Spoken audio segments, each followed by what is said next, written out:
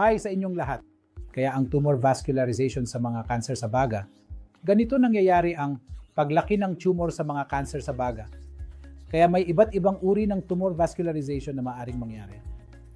Isa sa mga pinakakaraniwang paraan ay tinatawag na neovascularization o SHUI angiogenesis. Ang angiogenesis ay nangangahulugang pagbuo ng mga bagong daluyan ng dugo. Ang tumor ay may kakayahan o ang cancer ay may kakayahan na bumuo ng sarili nitong mga daluyan ng dugo. At dahil dito, nakakakuha ito ng supply ng dugo mula sa katawan sa pamamagitan ng sarili nitong vascularization o mga daluyan ng dugo. Ito ay isa sa mga pinakakaraniwang paraan kung paano ito makakabuo ng epekto ng vascularization.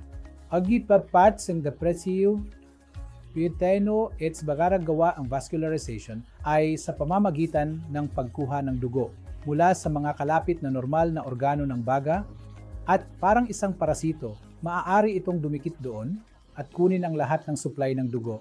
Dahil ang dugo ay napakahalaga para sa nutrisyon, at paglaki nito. Ang isa pang paraan kung paano nangyayari ang vascularization ay sa pamamagitan ng pagguho o paglusob sa mga umiiral na daluyan ng dugo at pagkuha ng dugo mula sa mga ito. Pagkatapos, ang isa pang teknika ay ginagawa nitong napakaliki ng mga daluyan ng dugo. Hindi nito kayang hawakan ang dugo at hindi nito kayang dalhin ang dugo ang mga daluyan ng dugo. Ginagawa nitong napaka-porous o napakaliki at kinukuha ang lahat ng nutrisyon na dapat sana ay mapunta sa mga normal na istruktura at kaya nagaganap ang paglaki.